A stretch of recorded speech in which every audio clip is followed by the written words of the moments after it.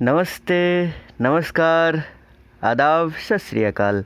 आप सभी का स्वागत है मेरे YouTube चैनल हिस्ट्री विद विवेक में। जैसा कि आप जानते हैं कि हम UGC नेट इतिहास में पिछले वर्षों में पूछे गए प्रश्नों के व्याख्या सहित उत्तर के सीरीज का अध्ययन कर रहे हैं। इसी के अंतर्गत आज हम जुलाई 2016 के प्रथम 25 प्रश्न यानी कि प्राचीन व मध्यकालीन भारतीय इतिहास के शानदार 25 प्रश्नों का पोस्टमार्टम करेंगे। जो लोग चैनल पर पहली बार आए हैं वो लाल बटन दबा के चैनल ज़रूर सब्सक्राइब करें, साथ ही में बेल आइकन दबाएं ताकि आपको UGC नेट पेपर 1 तथा पेपर 2 इतिहास के वीडियो एकदम सरल से सरलतम भाषा में तुरंत मिल सके। वीडियो बहुत ही महत्वपूर्ण है, अंत तक देखिएगा। चलिए हम आज का वीडियो आरंभ करते हैं। आज का हमारा पहला प्रश्न है कि निम्नलिखित में से कौन सा नवपाषाणकालीन स्थल नहीं है? ब्रह्मगिरी, संगनकल्लू, अरिकमेडु और पिक्कलीहाल। तो आपको मैं बताऊं कि ब्रह्मगिरी और संगनकल्लू व पिक्कलीहाल ये तीनों नवपाषाणकालीन स्थल है। वही अरिकमेडु जो है वो 1st सेंचुरी AD का पूरा स्थल है। AD मतलब एमने डोमिनी यानी कि ईसा मसीह के जन्म के बाद, यानी जो अभी चल रहा है ये वाला। और इससे पहले क्या होता है? BC होता है, बिफोर क्राइस्ट, ईसा मसीह के जन्म से पहले। तो ये 1st सेंचुरी AD का स्थल है अरिकमेडु। इसका उत्खनन 1945 ईस्वी में व्हीलर महोदय ने करवाया था। यहाँ से भारत रोम व्यापारिक संबंध के साक्ष्य मिले हैं। अरिकमेडु वर्तमान में पुदुचेरी में स्थित है। तो हमारा जो ये पहला प्रश्न था कि निम्नलिखित में से कौन नवपाषाणकालीन स्थल नहीं है, तो यह आंसर हो जाएगा अरिकमेडु। अब हम फिर बढ़ते अगले प्रश्न की ओर। सूची 1 और 2 का हमको मिलान करना है। तो मोहनजोदड़ो, लोथल, कलिबंगा और सुत्काजेन दिया हुआ है। तो किन से कौन कौन सी चीज़ें मिली है? तो आपको मैं बताऊं कि ये जो मोहनजोदड़ो जो है, जो कि सिंध पाकिस्तान में है, लोथल गुजरात में है, जानते ही आप लोग। तो मोहनजोदड़ो जो है यहाँ से बड़ा अन्नागार मिला है। मोहनजोदड़ो से क्या मिला है? बड़ा अन्नागार। कितना बड़ा अन्नागार?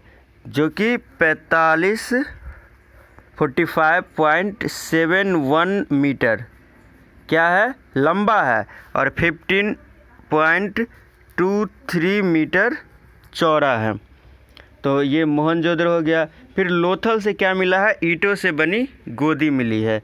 और फिर कालीबंगा, तो कालीबंगा से ये नगर दुर्ग और निचली बस्ती। फिर बच गया सुत्काजेंदोर, ये यहाँ से नगर दुर्ग और किलेबंद निचली बस्ती के साक्ष्य मिले हैं।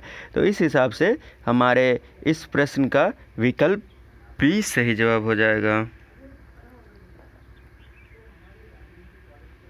फिर हम बढ़ते हैं अगले प्रश्न की ओर। निम्नलिखित में से कौन सी पुस्तक पहली है जो अधिकारियों को वेतन के रूप में नकद देने का सुझाव देती है? मतलब अधिकारियों को वेतन ज़मीन में या इक्ता में इस टाइप के कुछ नहीं देना चाहिए, नकद में देना चाहिए, कैश में देना चाहिए। तो ये जो विचार है, इतने उच्च विचार सबसे पहले अर्थशास्त्र में दिया है। बड़ा ही प्रसिद्ध ग्रंथ है।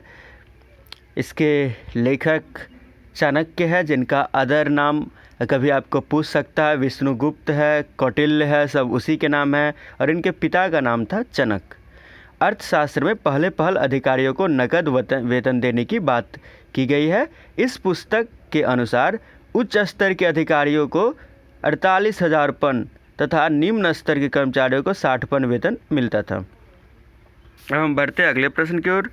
सामान्य रूप में किसके सिक्के के पृष्ठभाग पर अंकित चिन्ह अग्रभाग पर दिए गए राजा के नाम से मेल खाते हैं? मतलब सिक्के के पिछले साइड पे जो चिन्ह रहता है वो अगले साइड पे जो राजा का नाम है उस दोनों से एक दूसरे का कनेक्शन रहता है। तो ये जो बात है, ये बात है आपका पांचाल के सिक्कों के पृष्ठभाग पर अंकित चिन्ह अग्रभाग पर दिए गए राजा के नाम से मेल खाते हैं। हमारा अगला प्रश्न है 5वां नंबर प्रश्न। निम्नलिखित में से कौन सा ग्रंथ तमिल व्याकरण से संबंधित है? तो इसमें जो है तोलक्कापियम जो है वो तमिल व्याकरण से संबंधित है। यह द्वितीय संगम का एकमात्र शेष ग्रंथ है। यह ग्रंथ जो था यह ग्रंथ अगस्त ऋषि के 12 योग्य शिष्यों में से एक तोल्काप्पियर द्वारा लिखा गया है। इस ग्रंथ में समकालीन 8 प्रकार के विवाहों का भी उल्लेख है। सूत्र शैली में रचा गया तमिल भाषा का यह प्राचीनतम ग्रंथ है। अब हम बढ़ते हैं अगले प्रश्न की ओर। अशोक के रुम्मणिदेयी स्तंभ अभिलेख के संबंध में निम्न में से कौन सा कथन सही है? राजा के धर्म के संबंध में उल्लेख, कलिंग विजय के संबंध में उल्लेख, ग्राम से प्राप्य कर में कमी लाने के संबंध में। आपको बताओ कि रुम्मणिदेयी के अशोक स्तंभ पर खुदा हुआ लेख ब्राह्मी लिपि में है। ब्राह्मी मतलब तो जानते हैं, बाएं से दाएं ओर लिखा जाता है, जिसमें हम लोग भी अभी लिखते हैं। तो इस अभिलेख से ज्ञात होता है कि सम्राट अशोक अपने राज्याभिषेक के 20 वर्ष बाद लुम्बिनी आए थे।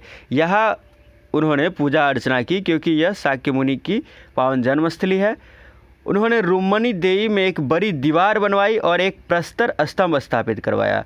इस अभिलेख में यह भी वर्णित है कि उन्होंने लुम्बिनी गांव के धार्मिक कर माफ़ कर दिए और मालगुजारी के रूप में टैक्स का 8वां हिस्सा लेना तय कर दिया। टैक्स का 8वां मतलब 1/8 भाग। तो ग्राम कर में क्या हो गई, कमी आ गई। पहले जो है सो 6ठा भाग लिया जाता था, अब 8वां भाग लेने लगे। अब हम फिर बढ़ते हैं अगले प्रश्न की ओर। खारवेल का हाथी गुम्फा अभिलेख में निम्न में से किन का उल्लेख है? सातकर्णी, बह, सती, मीत, शक और रठिक। तो खारवेल के बारे में आपको थोड़ा बताऊं कि उड़ीसा के राजधानी भुवनेश्वर से 3 किलोमीटर दूर उदयगिरी नामक की पहाड़ी है, जिसकी एक गुफा में शिलालेख उपलब्ध हुआ जो हाथी गुम्फा शिलालेख के नाम से प्रसिद्ध है। इसे कलिंग राज खारवेल ने उत्कीर्ण करवाया था। यह लेख प्राकृत भाषा में है। अब इसमें क्या क्या वर्णित तथ्य है देखिए। कलिंग के स्वतंत्र राज्य के राजा प्राचीन एल वंश के चेती या चेदी क्षेत्रीय थे। चेदी वंश में महामेघवाहन नाम का प्रतापी राजा हुआ, जिसने मौर्यों की निर्बलता का लाभ उठाकर कलिंग में अपना स्वतंत्र शासन स्थापित किया। ईसा की 3री पीढ़ी में खारवेल हुआ, जो कि जैन धर्म का अनुयायी था। उसकी अधिकांश प्रजा भी इसी धर्म को मानती थी। 15 वर्ष में यह युवराज बना और 24 वर्ष में कलिंग का राजा बन गया। 15 वर्ष तक शिक्षा ग्रहण की थी और उसके बाद युवराज बन गया, और 9 वर्ष बाद यानी 24 वर्ष का जब हुआ तो कलिंग का राजा बन गया। कलिंगाधिपति व कलिंग चक्रवर्ती की उपाधि ली। ऐसा है कि मैं ये जितनी बातें बोल रहा है ये सब उसी हाथीगुम्फा अभिलेख में वर्णित है। और इसके बाद मैं बताऊं कि राज्याभिषेक के दूसरे वर्ष पश्चिम की ओर आक्रमण किया तथा सातकर्णी की उपेक्षा कर कंगहवेना यानी कि कृष्णा नदी के तट पर स्थित मूसिक नगर को त्रस्त किया। तो ये आप मतलब कि कृष्णा नदी का एक नया नाम कंगहवेना याद रखिएगा। शासनकाल के चौथे वर्ष पुनः खारवेल पश्चिम की ओर आक्रमण किया और भोजकों तथा राठिकों यानी राष्ट्रिकों को अपने अधीन किया। देखिए, सातकर्णी की चर्चा हो गई और भोजकों और राठिकों की चर्चा हो गई। भोजक जो थे वो बरार के क्षेत्र में थे, राठिक थे ये गणराज्य थे, सातवाहन की अधीनता स्वीकारते थे। तो यानी कि जो हमारा 7वां नंबर प्रश्न है इसका विकल्प डी सही है। 1, 2 और 4 सातकर्णी, बह, सती, मीत और राठिक, इन तीनों की चर्चा हाथीगुम्फा अभिलेख में है। अब हम बढ़ते हैं अगले प्रश्न की ओर। निम्न में से कौन मुद्रा से संबंधित है? निवर्तन, मर्तूर, दम या गोरचम। इनमें से कौन मुद्रा से संबंधित है? तो मुद्रा से संबंधित जो है वो द्रम है। द्रम 16 पन के मूल्य का एक चांदी का प्राचीन सिक्का था। मुसलमानों के आक्रमण से पूर्व इसका व्यवहार विशेष रूप से था। लीलावती पुस्तक में प्रश्न आदि निकालने में इसका प्रयोग किया गया है। इसका उत्तर क्या हो जाएगा? द्रम। निम्न में से कौन सा मंदिर ईंटों द्वारा निर्मित है? तो इसमें मैं बताऊं कि ईंटें द्वारा जो निर्मित मंदिर है वह है सिरपुर का लक्ष्मण मंदिर। कुछ इसके बारे में बता दो कि यह भगवान विष्णु को समर्पित है और छत्तीसगढ़ में स्थित है। सोमवंशी नरेशों ने यहाँ लाल ईंटों से राम मंदिर व लक्ष्मण मंदिर का निर्माण करवाया था। अलंकरण, सौंदर्य, मौलिक अभिप्राय व निर्माण कौशल की दृष्टि से यह अपूर्व है। यूरोपीय साहित्यकार है एडविन अरोल्ड साहब ने इस मंदिर की तुलना ताजमहल से की है। तो समझ लीजिए, सिरपुर का लक्ष्मण मंदिर की तुलना ताजमहल से कर दी है। इन्होंने ताजमहल को जीवित पत्थरों से निर्मित प्रेम की संज्ञा दी है और लक्ष्मण मंदिर को लाल ईंटों से बना मौन प्रेम का प्रतीक बताया है। रविन्द्रनाथ टैगोर साहब लिखते हैं कि लक्ष्मण मंदिर को समय के गाल पर बिंदी से चमकने वाला अद्भुत रत्न है। मतलब क्या है, लक्ष्मण मंदिर समय के गाल पर बिंदी से चमकने वाला अद्भुत रत्न है, ये लिखते हैं रविन्द्रनाथ टैगोर। मंदिर के गर्भगृह में 5 फन वाले सर्प पर आसीन लक्ष्मण की मूर्ति है, जो कि शेषनाग का प्रतीक है। मतलब शेषनाग की प्रतिमा लक्ष्मण मंदिर है तो गर्भगृह में, मतलब मंदिर के अंदर में है, लेकिन द्वार पर, प्रवेश द्वार पर अगर बात कीजिएगा तो वहाँ पर भगवान विष्णु और विष्णु लीला तथा उनके अवतारों को उकेरा गया है। अब हम बढ़ते हैं अगले प्रश्न की ओर। निम्न में से किसने अजमेर में सरस्वती मंदिर नामक शिक्षण संस्थान की स्थापना की थी? तो ये होंगे आपको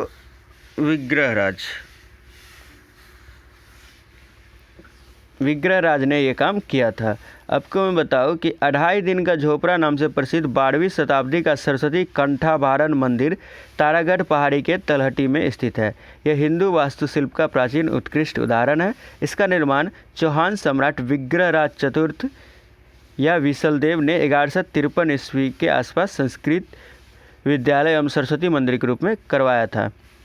जब तराइन का द्वितीय युद्ध हुआ, जानते हैं तराइन का प्रथम और द्वितीय युद्ध 1191 और 92 में, 91 में गौरी की हार हुई और 92 में पृथ्वीराज चौहान की हार हुई।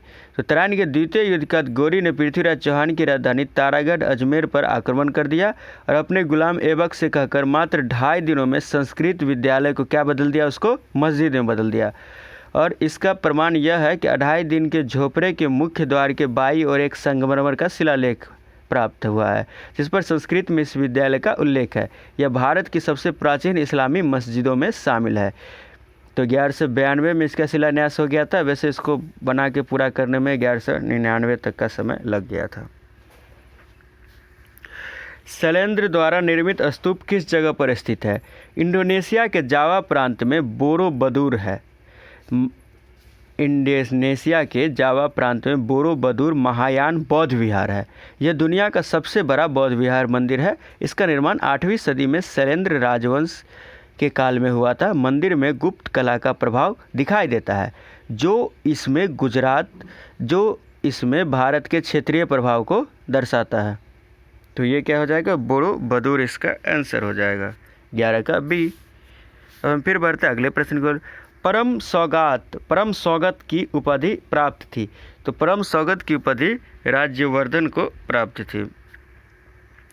निम्नलिखित मूर्तियों में से कौन पल्लव काल की विशेषता है? तो आपको मैं बताऊं कि कांची के पल्लव वंश की प्रथम जानकारी हरिसेन की प्रयाग प्रशस्ति एवं ह्वेनसांग के यात्रा विवरण से मिलती है। पल्लव शासकों के काल में कला तथा स्थापत्य की उन्नति हुई। वस्तुतः उनकी वास्तु एवं तक्षण कला दक्षिण भारतीय कला के इतिहास में सर्वाधिक महत्वपूर्ण है। पल्लव वास्तुकला ही दक्षिण की द्रविड़ शैली का आधार बनी। दक्षिण भारतीय स्थापत्य के 3 अंग थे, मंडप, रथ तथा विशाल मंदिर। समस्कंद की मूर्तियाँ पल्लव काल की विशेषता है। ये जो हमारा एक विकल्प ए है, ये है उसका उत्तर। समस्कंद की मूर्तियाँ पल्लव काल की विशेषता है। समस्कंद की मूर्तियों में शिव, उमा और स्कंद को बालक के रूप में दर्शाया गया है। शिव, उमा और स्कंद। तो ए विकल्प मेरा सही जवाब हो जाएगा। अब हम 14 नंबर प्रश्न के देखें। समुद्रगुप्त के संबंध में सत्य कथन को छांटने की बात कर रहा है। वह एक विजेता, कवि एवं संगीतकार था। बिल्कुल, वह एक विजेता तो था ही, इसलिए तो उसको नेपोलियन की संज्ञा स्मिथ ने दी है, जो कि उल्टी संज्ञा हो गई है, क्योंकि नेपोलियन को समुद्रगुप्त बताना चाहिए था यूरोप का, क्योंकि नेपोलियन बाद में हुआ, लेकिन ये लोग तो करते हैं ऐसे कमाल। खैर, और एक कवि, बिल्कुल इसे कविराज की उपाधि ग्रहण की थी। और वैसे ये बात अलग है कि इनकी एक भी रचना अभी तक हमें प्राप्त नहीं है या उपलब्ध नहीं है। और यह एक संगीतकार भी थे। ऐसा इसलिए अनुमान लगाया जाता है क्योंकि इनके सिक्कों पर इनको वीणा वादन करते हुए, वीणा वादन मतलब वीणा बजाते हुए देखा गया है। इन्हें लिच्छवी दहित्र भी कहा जाता था, बिल्कुल सही है। और उसने पश्चिमी क्षत्रपों के सिक्के की नकल की, नहीं ये बिल्कुल गलत कथन है। चौथा नंबर विकल्प है इलाहाबाद के स्तंभ अभिलेख में उसके अश्वमेध का उल्लेख नहीं है। बिल्कुल, इलाहाबाद का जो स्तंभ अभिलेख है या स्तंभ लेख, इसमें अश्वमेध यज्ञ का उल्लेख नहीं है। आपको बताओ कि समुद्रगुप्त के सिक्कों से पता चलता है कि उसने अश्वमेध यज्ञ किया था। इन सिक्कों के मुख्य भाग पर यज्ञ के यूप में बंधे घोड़े का चित्र है तथा मुद्रा लेख राजाधिराज पृथ्वी को जीत कर तथा अश्वमेध यज्ञ का अनुष्ठान कर स्वर्गलोक की विजय करता है। उत्कीर्ण है किस पे? मुद्रा पे। और पृष्ठ भाग पर राजमहिषी यानी कि रानी दत्त देवी की आकृति के साथ साथ अश्वमेध पराक्रम अंकित है। इसी तरह पुष्यमित्र शुंग ने जो 2 अश्वमेध यज्ञ किया था, ये धनदेव के अयोध्या अभिलेख से पता चलता है। क्लियर? तो इस हिसाब से हमारा 1, 2, 4 यानी कि हमारा विकल्प 3 इसका उत्तर है। बढ़ते हैं हम अगले प्रश्न की ओर। सूची 1 और 2 का मिलान करना है। लेखक और उनकी पुस्तकों के नाम दिए हैं। बिल्हन 11वीं सदी के कश्मीरी कवि थे। इनकी प्रसिद्ध रचना है विक्रमांक देव चरित। फिर हो गए बाण, तो बाण तो जानते ही है कि हर्षचरित इन्होंने लिखा है, बड़ा ही प्रसिद्ध है। हर्ष के दरबारी थे 7वीं सदी में, तो हर्षचरित्र और बाणभट्ट इनकी रचना है। सोमेश्वर तृतीय 12वीं सदी के प्रसिद्ध कवि थे, मिताक्षरा इनकी रचना है। और विज्ञानेश्वर एक बच गया, तो अभिलषितार्थ चिंतामणि ये इनकी रचना है विज्ञानेश्वर की, ये 12वीं सदी के प्रसिद्ध कवि थे। तो इस हिसाब से हमारा विकल्प बी सही जवाब हो जाएगा, 2 नंबर विकल्प। 2 नंबर, अच्छे से 2 नंबर लगा लीजिए। फिर बढ़ते हैं अगले प्रश्न की ओर। चोल काल में उत्तर मेरूर सभा के निर्वाचन के संदर्भ में निम्न में से कौन सा कथन सही नहीं है? ग्राम 30 उपखंडों या वार्ड में बटा हुआ था, तो ये बिल्कुल सही है। प्रत्येक भाग का प्रतिनिधि लॉटरी द्वारा चुना जाता था, वार्षिक परिषद में उपस्थित होता था। आपको मैं बताऊं कि ये जो उत्तर मेरू है या उत्तर मेरू है, ये यहाँ से पल्लव एवं चोल काल के लगभग 200 अभिलेख मिले हैं। उत्तर मेरूर दक्षिण भारत में तमिलनाडु राज्य के कांचीपुरम जिले का एक पंचायती ग्राम है। तो इसमें जो पहला विकल्प है बिल्कुल सही है। और दूसरा विकल्प जो बोल रहा है प्रत्येक उपखंड से 2 प्रतिनिधि चुने जाते थे, ये विकल्प गलत है। उम्मीदवारों की उम्र 35 से 70 वर्ष होती थी और उनके पास कुछ शैक्षिक योग्यता व अचल संपत्ति का होना अनिवार्य था। तो इसमें बस विकल्प 2 गलत है, बाकी सारे के सारे सही है। नीचे 2 कथन दिए गए हैं, एक को ए और दूसरा तर्क है, तो देखना है हमको कि ये व्याख्या करता है कि नहीं। तो इसमें हम देखेंगे ख्रिस्तीय ईस्वी इसको लिखा है, इसको मैं आपको इंग्लिश बता दूँ, क्रिश्चियन एरा, CHRISTIAN,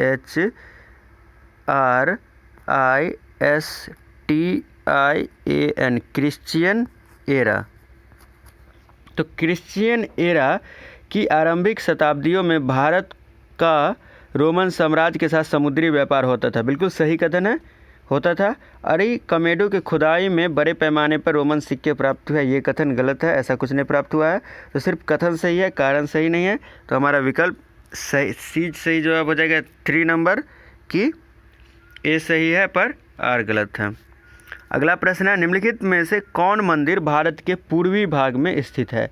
तो आपको मैं बताऊं, पूर्वी भाग में जो स्थित है ये सूर्य मंदिर, कोणार्क और जगन्नाथ मंदिर पुरी यानी कि उड़ीसा। तो ए और डी यानी कि विकल्प ए हमारा सही जवाब हो जाएगा, ये पूर्वी भाग में स्थित है। उड़ीसा तो जानते हैं पूर्वी भाग में। इस तरह हम आगे बढ़ते हैं। चचनामा और बाबरनामा क्रमशः किस भाषा में लिखे गए थे? तो आपको बताओ कि चचनामा अली अहमद वाद द्वारा लिखित है। यह अरबों द्वारा सिंध पर विजय का वर्णन इसमें किया गया है। यह मूलतः अरबी भाषा में लिखा गया है। तो चचनामा अरबी, और बाबरनामा तो जानते हैं, बाबर साहब ने लिखा था अपनी आत्मकथा लिखी थी। बाबरनामा चगताई तुर्की भाषा में बाबर द्वारा रचित है। तो इसमें हमारा ऑप्शन हो जाएगा चचनामा अरबी और बाबरनामा तुर्की, तो विकल्प 3। अब हम फिर बढ़ते हैं अगले प्रश्न की ओर। निम्न में से किस सूफी ने लल देद को अपना आध्यात्मिक गुरु स्वीकार किया था? तो शेख नूरू अल दीन। ये जो शेख नूरू अल दीन जो थे, इन्होंने लल देद को अपना आध्यात्मिक गुरु स्वीकार किया था। शेख बहाउद्दीन जकारिया किस संप्रदाय से जुड़े थे? बड़ा ये जकारिया साहब से प्रश्न हमेशा पूछ देता है, तो आपको बताओ कि जकारिया साहब जो थे, यह सुहरावर्दी सिलसिला से जुड़े थे। यह उत्तर पश्चिम भारत के प्रसिद्ध सूफी संत थे। इन्होंने बगदाद में सुहरावर्दी सिलसिला की शुरुआत की थी। बढ़ते अगले प्रश्न की ओर।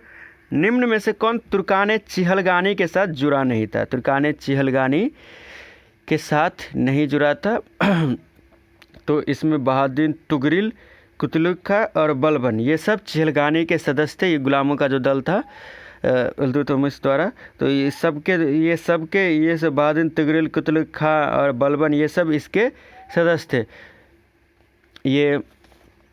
ये जो मतलब कि आपको बताओ कि जब बलबन सबके काल में रहा था, और जब अलाउद्दीन मसूद शाह का काल आया, तो उस समय ये षड्यंत्र में इसको फंस कर इसको बाहर कर दिया गया, जबकि वो उसका दामाद था। मतलब बलबन ने अपनी बेटी की शादी इससे अलाउद्दीन मसूद शाह से कर दी थी। तो लेकिन दूसरे के बहकावे में आकर मसूद शाह ने बलबन को बाहर कर दिया था। तो इसको बाहर करवाने वालों में इमादुद्दीन रेहान भी शामिल था, जिसमें जो ये रेहान जो विकल्प दिया हुआ है 3 नंबर, ये रेहान भी शामिल था। यह एक हिजरा हिंदुस्तानी था। इसके बाद जो बलबन को बाहर कर दिया, तो इसको न्यायिक मामलों में सुल्तान का वकीलेदार अथवा स्थानापन्न प्रतिनिधि यानी कि नायब नियुक्त किया गया था। लेकिन जब बलबन वापस आया, तो रेहान के समर्थक तुर्क अमीरों को अपने पक्ष में कर लिया, और रेहान को सुल्तान ने क्या कर दिया? बर्खास्त कर दिया। और 1255 ईस्वी में ये काम हुआ इसको बर्खास्त करने का, और शीघ्र ही रेहान के विरुद्ध एक सेना भेजी गई और उसको मार डाला गया। और ये जो एक विकल्प है कुतलुक खान, इसके बारे में आपको बताओ कि कुतलुक खान सुल्तान की माँ से शादी कर लिया था। मतलब अलाउद्दीन मसूद शाह की माँ से शादी कर लिया था, और अवध के अपने इक्ता ले गया था। उसको स्वतंत्र व्यक्ति की तरह आचरण कर रहा था। बलबन उसके खिलाफ भी सेना ले जाकर उसको भी अपना औकात दिखा दिया। तो ये जो रेहान था, ये हिजरा था और ये हिंदुस्तानी था। ये तुर्कान चिहलगानी का सदस्य नहीं था। 23 नंबर प्रश्न। मैसूर की कवयित्री जिसने अपनी किताब हदीब देया धर्म यानी पवित्र और पतिव्रता स्त्रियों का धर्म में महिलाओं को पुरुषों से कमतर समझे जाने का विरोध किया। तो समझिए, अरसों से आ रहा है कि पितृसत्तात्मक समाज में महिलाओं को पुरुषों से कमतर समझा जाता रहा है। तो ये हमारा जो 23 नंबर प्रश्न है, 23 नंबर प्रश्न जो है ये थी लाल देद वो मैसूर की कवयित्री थी, 7वीं सदी में हुई थी, जिन्होंने अपनी किताब हदीब देया धर्म यानी पवित्र और पतिव्रता स्त्रियों के धर्म में महिलाओं की पुरुषों से कमतर समझे जाने का विरोध किया है। मुगलों के प्रसिद्ध गोलाकार गुंबदों के पुरोगामी को वास्तुशिल्प की किस शैली के रूप में पहचाना जाता है? मतलब प्रश्न ये है कि मुगल के प्रसिद्ध गोलाकार जो गुंबद है, इसके पुरोगामी, पहले के पुरोगामी को वास्तुशिल्प की किस शैली के रूप में पहचाना जाता है? तो ये बीदर शैली के रूप में पहचाना जाता है। अब हमारा आज का जो अंतिम प्रश्न है, बड़ा ही महत्वपूर्ण प्रश्न है, कौन सा जोड़ा सुमेलित नहीं है? तो आपको बताओ, मिफ्ता उल फुतूह अमीर खुसरो, ये बिल्कुल सही है। मिफ्ता उल फुतूह का अर्थ है जीत के लिए कुंजी, जीत के लिए कुंजी। जलालुद्दीन खिलजी के विजय की प्रशंसा की है अमीर खुसरो ने इसमें, और इसमें मलिक छज्जू के भी विद्रोह का वर्णन किया, जिसे जलालुद्दीन खिलजी ने माफ़ कर दिया था। और इसमें जलालुद्दीन फिरोज खिलजी के विजय अभियानों का वर्णन भी है। यह पद में रचित है। एक बार और जानकारी दे दूं कि अमीर खुसरो ने कई सारे ग्रंथ लिखा था। हस्ते बिहिस्त जैसी रचना भी उन्हीं की है। दूसरा विकल्प है बी, तारिक ए सलातीन ए अफ़गाना। इसका विकल्प है ख्वाजा नियमतुल्लाह हरावी। नहीं, ये बिल्कुल गलत है। तारिक ए सलातीन ए अफ़गाना अहमद यादगार ने लिखा था।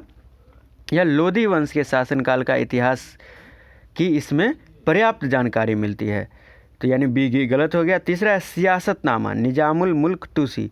तो सियासतनामा ये भी विकल्प सही है। सियासतनामा में इक्ता व्यवस्था की जानकारी मिलती है, साथ ही साथ इसमें दासों की सल्तनत कालीन दासों की प्रशिक्षण व्यवस्था, प्रचलित दास प्रथा तथा अन्य तथ्यों के बारे में भी जानकारी मिलती है। और अंतिम जो विकल्प है जफ़रनामा याहया सरहिंदी, बिल्कुल गलत। जफ़रनामा एक पत्र है जो कि फारसी भाषा में लिखा गया है। इसे हिंदी में विजय पत्र के नाम से जाना जाता है। जफ़रनामा के लेखक सिखों के 10वें गुरु श्री गुरु गोविंद सिंह जी है। उन्होंने विजय की यह चिट्ठी मुग़ल शासक औरंगजेब को 1705 ईस्वी में लिखी थी। तो और 1707 में औरंगजेब की मृत्यु हो गई थी, जिसके बाद मुग़लों का पतन आरंभ हो गया था। इसमें बी और डी विकल्प गलत है, यानी कि इसका प्रश्न संख्या 1 सही जवाब हो जाएगा। तो आपको हम बताएं कि इस तरह से हमने आज प्रथम 25 प्रश्नों का पोस्टमार्टम। इसी तरह हम प्रीवियस ईयर क्वेश्चन सीरीज में करीब 10-12 साल के प्रश्नों की व्याख्या सहित उत्तरों का अध्ययन कर चुके हैं, यानी कि करीब 500-600 प्रश्न ऑलरेडी हमारे चैनल के प्लेलिस्ट में रखे हुए हैं। तो अगर आप प्राचीन भारत, मध्यकालीन भारत, आधुनिक भारतीय इतिहास के एकदम अच्छे से व्याख्या सहित उत्तरों का अध्ययन करना चाहते हैं, एकदम बढ़िया से रिवीजन करना चाहते हैं कि यूजीसी किस तरह के प्रश्न पूछता है, तो हमारे चैनल के प्लेलिस्ट में जाए। वहाँ पे आपको ऐसे पिछले वर्ष के कितने सारे वर्षों के 9-10 वर्षों के प्रश्न मिल जाएंगे। धीरे धीरे मैं सारे वर्षों के ला दूंगा, वो बहुत ही इंपॉर्टेंट है, उसका अच्छे से रिवीजन कीजिए। एक प्रश्न पत्र के रिवीजन से हमें सारे इतिहास का पूरा रिवीजन हो जाता है। साथ ही आप पेपर 1 की प्रिपरेशन कर रहे हैं, यूजीसी नेट पेपर 1 का, आप जानते हैं कि जीआरएफ के लिए पेपर 1 और पेपर 2 दोनों सेम इम्पोर्टेंस रखता है। ज़्यादातर लोगों का जीआरएफ या नेट इसलिए रुक जाता है क्योंकि वह पेपर 1 में मात्र 20 से 30 प्रश्न के बीच में सही कर पाते हैं। किसमें? 50 प्रश्न में। अगर वही आप 30 से 40 के बीच में सही करते हैं तो आपका जीआरएफ या नेट आसानी से हो जाता है। तो इसलिए मैं आपको बताऊं कि मैं एकदम आसान भाषा में अनुसंधान अभिक्षमता यानी रिसर्च एप्टीट्यूड या टीचिंग एप्टीट्यूड, शिक्षण अभिक्षमता या कम्युनिकेशन यानी संचार या पीपल एंड एनवायरनमेंट या नंबर सीरीज, इस सब का एकदम आसान भाषा में आपके लिए वीडियो ला रहा हूँ ताकि आप लोग आसानी से समझ सके। हिंदी भाषी छात्र छात्राओं के साथ कितनी समस्या होती है टॉपिक को समझने में, और एग्जाम हॉल में बैठ के रिसर्च एप्टीट्यूड या टीचिंग एप्टीट्यूड के वर्ड्स या सेंटेंस को देख के उनका दिमाग घूम जाता है कि ये कितने भारी वर्ड पूछ रहा है। तो इसके लिए मैं एकदम सरल से सरलतम भाषा में, खासकर हिंदी माध्यम के छात्रों के लिए एकदम आसान वीडियो बना रहा हूँ। तो यूजीसी नेट पेपर 1 के एकदम आसान भाषा में वीडियो देखने के लिए भी आप हमारे प्लेलिस्ट में जा सकते हैं। वहाँ आपको ऐसे अनेक वीडियो मिल जाएंगे जिससे कि आप आसानी से तैयारी कर सके और अपने गोल को, अपने जीआरएफ को अचीव कर सके। तो इस तरह से आज हमारा ये वीडियो समाप्त हुआ। वीडियो पसंद आई तो लाइक करें, कमेंट करें और शेयर करें, और जो लोग पहली बार आए थे वो लाल बटन इतनी ज़ोर से दबाए कि सब्सक्रिप्शन की आवाज़ मेरे कानों में यहाँ तक आए, और साथ ही में बेल आइकन प्रेस करें ताकि आपको पेपर 1 तथा पेपर 2 के वीडियो एकदम आसान भाषा में तुरंत आपके पास मिल सके। और एकदम टेंशन फ्री रहिए। ये जो आपदा का समय है ये आपके लिए अवसर है, आपदा को अवसर में बदलिए और सबको अपना अपना जीआरएफ कीजिए, और एकदम आसान है। मैं एक अंतिम पंक्ति कहना चाहूँगा कि अंजाम उसके हाथ में है, आगाज करके देख। अंजाम उसके हाथ में है, आगाज करके देख। भीगे हुए परों से परवाज करके देख। क्या टेंशन है? चिंता मुक्त रहिए, तैयारी कीजिए। सफलता तो मिलनी है, जो कर्म करेगा उसे सफलता मिलेगी ही। एकदम टेंशन फ्री होकर प्रिपरेशन कीजिए। अपने प्रसिद्ध नारी के साथ इस वीडियो को समाप्त करेंगे। अब की बार जीआरएफ परिवार। धन्यवाद।